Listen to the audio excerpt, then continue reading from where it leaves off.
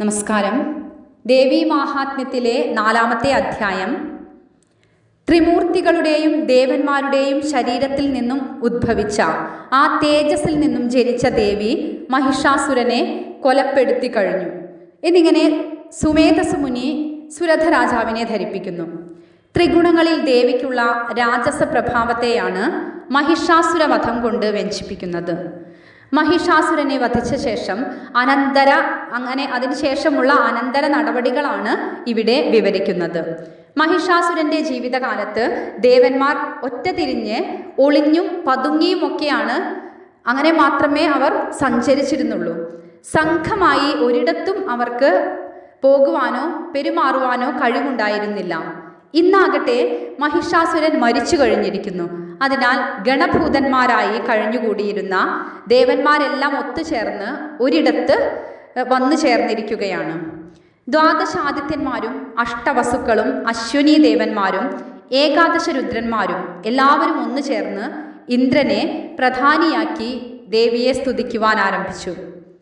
ജഗത്തിൻ്റെ രക്ഷണത്തിനായി തൽപരയായിരിക്കുന്ന ദേവി ദുഷ്ടനും വീര്യവാനുമായ മഹിഷാസുരനെയും അസുര സൈന്യത്തെയും നിഗ്രഹിച്ച് ദേവകൾക്ക് അനുഗ്രഹത്തെ പ്രദാനം ചെയ്തപ്പോൾ ഇന്ദ്രിയ വ്യാപാരങ്ങളെയും മനസ്സിൻ്റെ പ്രവൃത്തിയെയും ബുദ്ധിയിങ്കലാക്കി അവിടെ തോന്നിച്ചതായ സ്തുതിയാണ് ഇത്. വെറും വാക്കുകൾ പ്രയോഗിക്കുകയല്ല അവർ ചെയ്തത്. ഉരസ്, ശിരസ്, വചസ്, മനസ്സ്, കണ്ണ്, കാലുകൾ, കൈകൾ, മുട്ടുകൾ എന്നീ അവയവങ്ങളും ഇന്ദ്രിയങ്ങളും ഏകകാലത്തിൽ ഏകാഗ്രതയോടെ പ്രവണതയോടെ നമസ്കാരം ചെയ്തുകൊണ്ട് സ്തുതിച്ചു. സന്തോഷാധിക്യത്താൽ ദേവന്മാരുടെ ശരീരത്തിൽ പുളകം കൊള്ളുകയാൽ അവർ സുന്ദര രൂപികളായി കാണപ്പെട്ടു. പരമാത്മ ചൈതന്യം കൊണ്ട് എല്ലായിടവും നിറഞ്ഞിരിക്കുന്ന ഹേ ഭഗവതി, എല്ലാ ദേവന്മാരുടെയും തേജസ് സമൂഹത്തിൽ നിന്നും അവതീർണയായ ഹേ ദേവി, എല്ലാ മഹർഷിമാരാലും ദേവന്മാരാലും ആരാധിക്കപ്പെടുന്ന ഹേ അംബികെ, ഞങ്ങൾക്ക് ആപത്തുകൾ വരാതെ ശുഭഫലങ്ങളെ വരുത്തി തരണമേ. ഞങ്ങൾ ഭക്തിയോടുകൂടി അമ്മയെ നമസ്കരിക്കുന്നു. ആദ്യമായി സ്തുതിക്കുക, പിന്നീട് നമസ്കരിക്കുക, മൂന്നാമതായി ആവശ്യമെന്തെന്ന് പ്രാർത്ഥിക്കുക എന്നീ മട്ടിലാണ് സാമാന്യേന അനുഷ്ഠിക്കാറുള്ളത്. ഇവിടെ നമസ്കാരവും പ്രാർത്ഥനയുമാണ് നടത്തുന്നത്. ഇത് എന്തായിരിക്കാം? ദേവിയുടെ തുല്യതയില്ലാത്ത പ്രഭാവത്തെയും ബലത്തെയും പറ്റി പറയുവാൻ 1000 നാക്കുണ്ടെന്ന് പ്രസിദ്ധനായ അനന്തന് പോലും സാധ്യമല്ല. ബ്രഹ്മനും ഹരനും വിചാരിച്ചാലും അക്കാര്യം സാധ്യമല്ല. അങ്ങനെയുള്ള ഭഗവതി ചണ്ഡികെ, അവിടുന്ന് അഖില ലോക പരിപാലനം അനുഷ്ഠിച്ചാലും അശുഭ സഞ്ചയങ്ങൾക്ക് വിനാശം ചെയ്താലും അവിടുത്തെ ബുദ്ധി ഇക്കാര്യത്തിൽ ശക്തിയായി പ്രവർത്തിക്കണമേ. ആരാധകർ ദേവിയെ നിഷ്കള സ്വരൂപമായും സകല സ്വരൂപമായും ആരാധിക്കാറുണ്ട്. നിഷ്കള സ്വരൂപം വാങ്മനസ്സുകൾ അനുഭവപ്പെടുന്നതാണ്. സകല സ്വരൂപത്തെ ഇങ്ങനെ സ്തുതിക്കാം. കഴിഞ്ഞ ജന്മത്തിൽ അനുഷ്ഠാനങ്ങൾക്ക് വൈകല്യം വരുത്തായിക കാരണം അനുഭവിക്കപ്പെട്ട സ്വർഗസുഖാനുഭൂതിക്ക് ശേഷം അവശിഷ്ട ഫലാനുഭവത്തിനായി ഭൂമിയിൽ ജാതരാകുന്ന മനുഷ്യരുടെ ഗൃഹങ്ങളിൽ ഐശ്വര്യരൂപിണിയായി സൗഖ്യരൂപയായി കഴിയുന്ന ഹേ ദേവി, പാപാത്മാക്കളുടെ ഭവനങ്ങളിൽ ജ്യേഷ്ഠാരൂപേണ വർത്തിച്ച് സർവവിധ നാശത്തെയും വരുത്തുന്ന ഭഗവതി, ഓരോരോ സത്കാര്യങ്ങളിൽ ബുദ്ധി ചെലുത്തിയിരിക്കുന്നവരുടെ ഹൃദയത്തിൽ സ്ഥിതി ചെയ്ത് വേണ്ടത് ചെയ്യിക്കുന്ന ദേവി, ഉൽപ്പത്തി കൊണ്ടും വിദ്യ കൊണ്ടും കർമ്മം കൊണ്ടും ശുദ്ധന്മാരായ സത്തുക്കളുടെ ഹൃദയത്തിൽ ശ്രദ്ധയെ ഉണ്ടാക്കുന്ന ദേവി, ആഭിജാത്യമുള്ള പുരുഷന്മാർക്ക് ചെയ്യാൻ പാടില്ലാത്തത് ഒന്നും ചെയ്യിക്കാതെ ഇരിക്കുന്ന ലജ്ജാരൂപിണി ദേവി, ഈ ലോകത്തെ രക്ഷിക്കണമേ. അശുഭഫലങ്ങൾ വരുത്താതെ പരിപാലിക്കണമേ. മനസ്സുകൊണ്ട് വിചാരിക്കാൻ പോലും സാധ്യമല്ലാതിരിക്കുന്ന ദേവിയുടെ രൂപം ഹേ ദേവി, ഞങ്ങൾക്ക് എങ്ങനെ വർണ്ണിക്കുവാൻ കഴിയും? അതുപോലെ തന്നെ അവിടുത്തെ വീര്യമാഹാത്മ്യവും വർണ്ണനാസാധ്യമല്ല. എങ്കിലും വളരെയധികം അസുരന്മാർക്ക് നാശത്തെ വരുത്തിയതാണ് എന്ന് ഒരു പ്രശംസയ്ക്ക് വകയുണ്ടല്ലോ. ഇനി ദേവിയുടെ യുദ്ധചരിത്രത്തെ വർണ്ണിക്കാമോ? അത് എങ്ങനെ സാധിക്കും? മറ്റൊരിടത്തും നടന്നിട്ടില്ലാത്തതും മറ്റാരാലും നടത്തപ്പെട്ടിട്ടില്ലാത്തതുമാണ് എന്ന് പ്രശംസിക്കാം. അതുകൊണ്ടല്ലേ ഭഗവതിയുടെ യുദ്ധസന്ദർഭങ്ങളിൽ എല്ലാ അസുരഗണങ്ങളും ദേവഗണങ്ങളും പുഷ്പാർച്ചന നടത്തിയത്? അതുകൊണ്ട് അവർണ്ണനീയയായ ഹേ ദേവി, അവിടുന്ന് അനുഗ്രഹിക്കണമേ. ആദിയായ ശ്രീമൂലപ്രകൃതിയല്ലോ ഭഗവതി. എല്ലാ ജഗത്തുകൾക്കും കാരണഭൂതയും അവിടുന്നല്ലേ. സത്വരജസ്തമോരൂപിണി ദേവി, ദേവന്മാർക്കും ത്രിമൂർത്തികൾക്ക് പോലും അറിവിൽപ്പെടാത്തതും മറുകരയില്ലാത്തതും സകല ചരാചരങ്ങൾക്കും ആശ്രയഭൂതയും അംശഭൂതയും വികാരരഹിതയും സർവോത്കൃഷ്ടയുമായ ദേവി, അവിടുന്ന് അനുഗ്രഹിക്കണമേ. സമസ്തത്തിലും നല്ല വണ്ണം ചേർന്നിരിക്കുന്ന ഹേ ദേവി, അതായത് പിരിച്ചെടുക്കാൻ പാടില്ലാത്ത വണ്ണം ചേർന്നിരിക്കുന്ന അല്ലയോ ദേവി, എല്ലാ യാഗസന്ദർഭങ്ങളിലും സത്യമായും സമ്യക്കായുമുള്ള ഉച്ചാരണം കൊണ്ട് തൃപ്തിയെ പ്രാപിക്കുന്ന സ്വാഹാമന്ത്രമായിരിക്കുന്ന ഭഗവതി, അതുപോലെ പിതൃജനങ്ങളുടെ തൃപ്തി കാരണം സ്വധയെന്നുച്ചരിക്കപ്പെടുന്ന ദേവി, അവിടുന്ന് ഞങ്ങളെ അനുഗ്രഹിക്കണമേ. ഈ ലോകത്തെ പരിപാലിച്ചാലും ഹേ ദേവി, അവിടുന്ന് പരമമായ വിദ്യയാകുന്നു, ബ്രഹ്മവിദ്യയാകുന്നു. മനസ്സുകൊണ്ട് നിരൂപിക്കാൻ അരുതാതെയുള്ള സാമർഥ്യാതിശയത്തോടും ബഹിർമുഖങ്ങളായ ഇന്ദ്രിയങ്ങളുടെ വ്യാപാരങ്ങളെ അന്തർമുഖങ്ങളാക്കി ബാഹ്യവിഷയങ്ങളിൽ നിന്ന് നിവർത്തിച്ചിരിക്കുന്ന ശമികളും ചലന സ്വഭാവമില്ലാത്ത ദമികളും രാഗാദിദോഷങ്ങളിൽ നിന്നും വേർപെട്ടിരിക്കുന്നവരും പരമപുരുഷാർത്ഥമായ മോക്ഷത്തിൽ ശ്രദ്ധയോടുകൂടിയിരിക്കുന്നവരുമായ മഹർഷിമാരാകുന്നുവല്ലോ ഈ ബ്രഹ്മവിദ്യാരൂപിണിയായ ദേവിയെ അഭ്യസിക്കുന്നത്. ബ്രഹ്മവിദ്യാരൂപിണിയായ ദേവിയെ ഉപാസിക്കുന്നത് അത്രയും പരമപുരുഷാർത്ഥമായ മോക്ഷത്തിൽ ശ്രദ്ധയുള്ള മഹർഷിമാരാകുന്നു.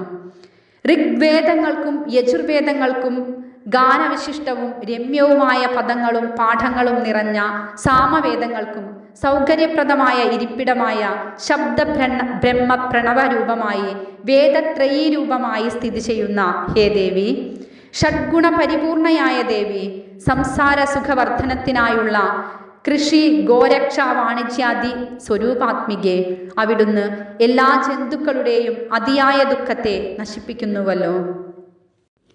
എല്ലാ ശാസ്ത്രങ്ങളുടെയും താല്പര്യത്തെ അറിയുവാനുതകുന്ന മേധ ബുദ്ധി ആകുന്നത് ദേവി തന്നെയാകുന്നു. ഒരിക്കലും ഒന്നുകൊണ്ടും പെട്ടെന്ന് കടക്കുവാൻ സാധ്യമല്ലാതെയിരിക്കുന്ന സംസാര സമുദ്രം തരണം ചെയ്യുവാനുള്ള ഒരു വഞ്ചിയായിരിക്കുന്ന ദുർഗാദേവിയും അവിടുന്ന് തന്നെ. ഭഗവാൻ ശ്രീനാരായണന്റെ ഹൃദയത്തിൽ അധിവസിക്കുന്ന ലക്ഷ്മി ഭഗവതിയും ദേവി തന്നെയാകുന്നു. ഭഗവാൻ പരമശിവനു കൂടി ആശ്രയമായി നിൽക്കുന്ന ഗൗരി ഭഗവതി തന്നെയാകുന്നു.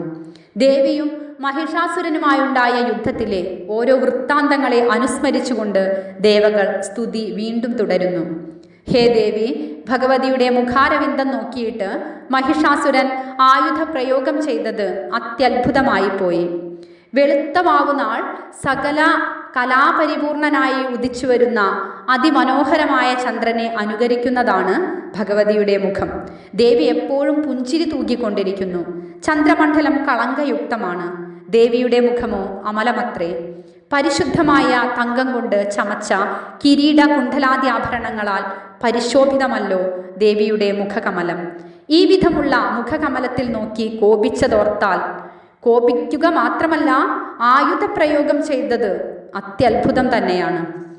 സകല കലാപരിപൂർണനായി ശോഭിക്കുന്ന ചന്ദ്രനെ ജയിക്കുന്ന ആ ശോഭയോടുകൂടിയ ദേവിയുടെ മുഖാരവിന്ദം യുദ്ധാനന്തരം അതിഭയാനകമായി കണ്ടിട്ടും മഹിഷാസുരൻ മരിച്ചില്ലല്ലോ.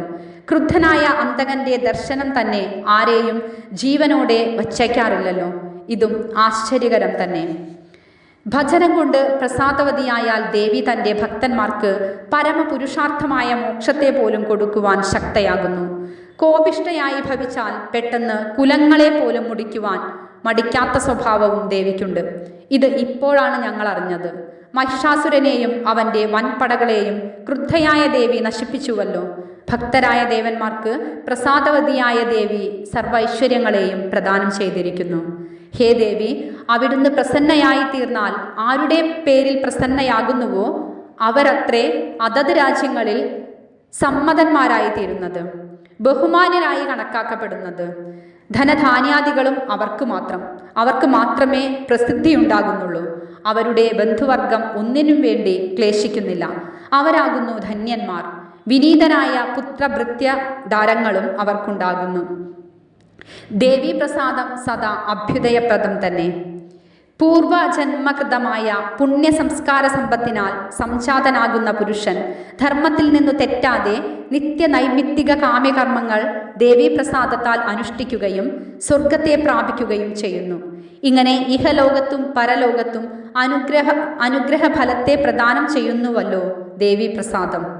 കള്ളന്മാരുടെയും ദുഷ്ടജന്തുക്കളുടെയും ഉപദ്രവം കൊണ്ട് കടക്കാൻ പാടില്ലാത്തിടത്ത് വെച്ച് സ്മരിച്ചാൽ എല്ലാ ജന്തുക്കളിൽ നിന്നുമുള്ള ഭയത്തെ നീക്കുന്ന ഹേ ദേവി, യാതൊരു ഫലകാംക്ഷയുമില്ലാതെ സ്മരിച്ചാൽ ശുഭഫലത്തെ കൊടുക്കുകയും മോക്ഷത്തിന് തന്നെയും കാരണമായി തീരുകയും ചെയ്യുന്ന ഹേ ദേവി, ദാരിദ്ര്യം മൂലമുണ്ടാകുന്ന ദുഃഖം, ഭയം എന്നിവയെ ഇല്ലാതാക്കുന്ന അംബികെ, ഭഗവതി അല്ലാതെ മറ്റാരും എല്ലാവർക്കും ഉപകാരത്തെ ചെയ്യുന്നതായി ഞങ്ങൾ കാണുന്നില്ല.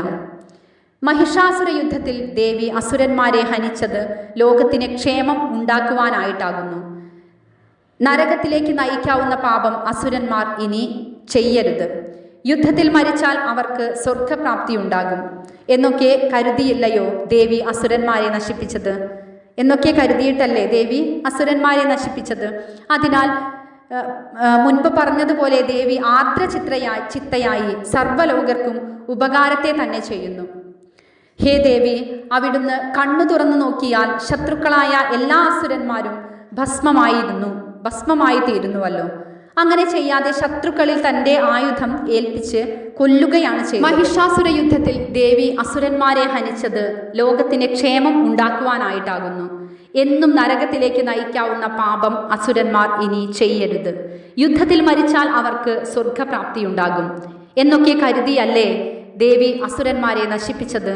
അതിനാൽ ദേവി ആർദ്രചിത്തയായി സർവ്വലോകർക്കും ഉപകാരത്തെ തന്നെ ചെയ്യുന്നു.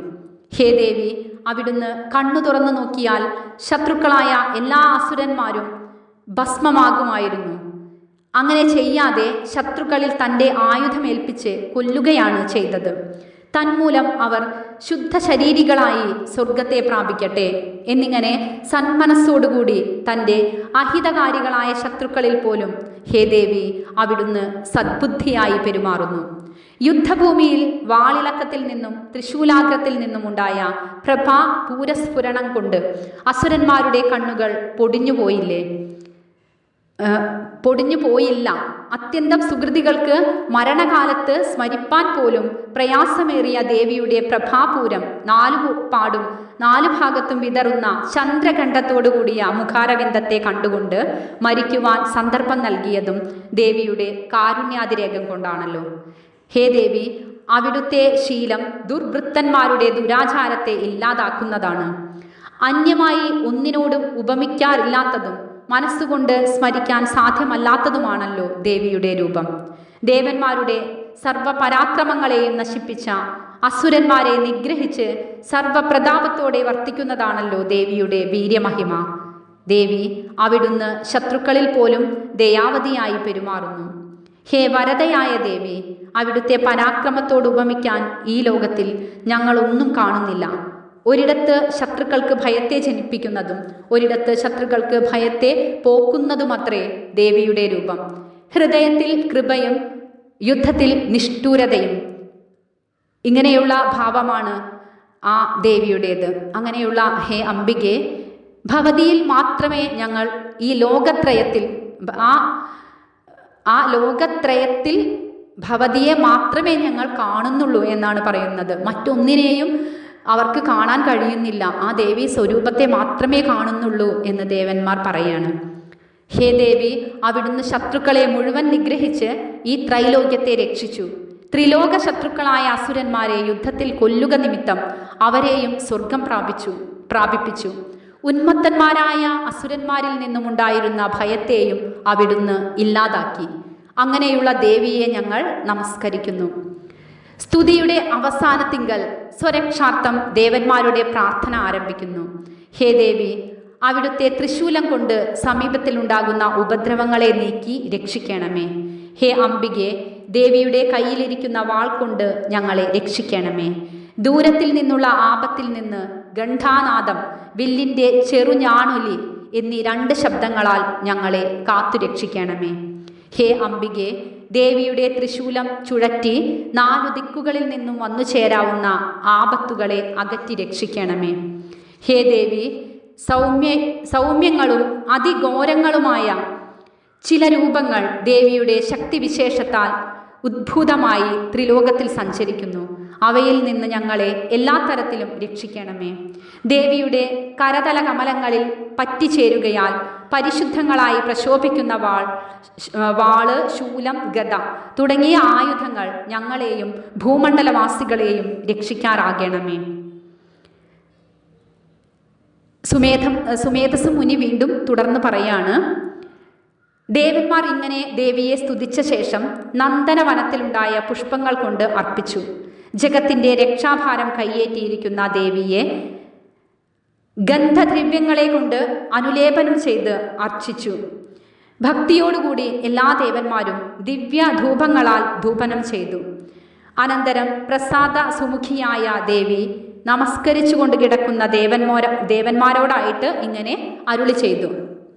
ദേവി പറയാണ്: ഹേ ദേവന്മാരെ, നിങ്ങളുടെ മുഖ്യമായ ഈ സ്തുതി കൊണ്ട് ഞാൻ ഏറ്റവും സന്തുഷ്ടയായി.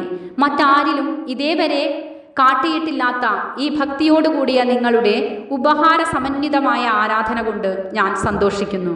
ഇവിടെ വേറൊരർത്ഥം കൂടി ധ്വനിക്കുന്നു. സുര എന്നാൽ മദ്യം, മാംസം എന്നീ ഉപഹാരങ്ങളോട് കൂടിയ നിങ്ങളുടെ ആരാധന കൊണ്ട് ഞാൻ തൃപ്തയായി എന്നൊരു അർത്ഥം കൂടി ഈ ഒരു ശ്ലോകത്തിനുണ്ട്. ആരെങ്കിലും ഭയന്നിരിക്കുമ്പോൾ എന്നെ ഈ സ്തോത്രം കൊണ്ട് അർച്ചിച്ചാൽ ഞാൻ അവരുടെ ഭയത്തെ പോക്കുന്നുണ്ടെന്ന് മാത്രമല്ല, അവർക്ക് വേണ്ടുന്നത് ഞാൻ കൊടുക്കുന്നുമുണ്ട്. ഹേ ദേവന്മാരെ, ഞാൻ സന്തുഷ്ടയായി തീർന്നിരിക്കുന്നു. നിങ്ങളും ആഗ്രഹമനുസരിച്ചുള്ള വരം സ്വീകരിച്ചാലും, ദുഷ്കരമാണ് എങ്കിലും എന്താണ് ചെയ്യേണ്ടത് എന്ന് പറഞ്ഞാലും. അപ്പോൾ ദേവന്മാർ പറയുന്നു: ഞങ്ങളുടെ ശത്രുവായ മഹിഷാസുരനെ കൊന്നതോടുകൂടി ഹേ ദേവി, അവിടുന്ന് ഞങ്ങൾക്ക് വേണ്ടുന്നതെല്ലാം ചെയ്തു കഴിഞ്ഞിരിക്കുന്നു.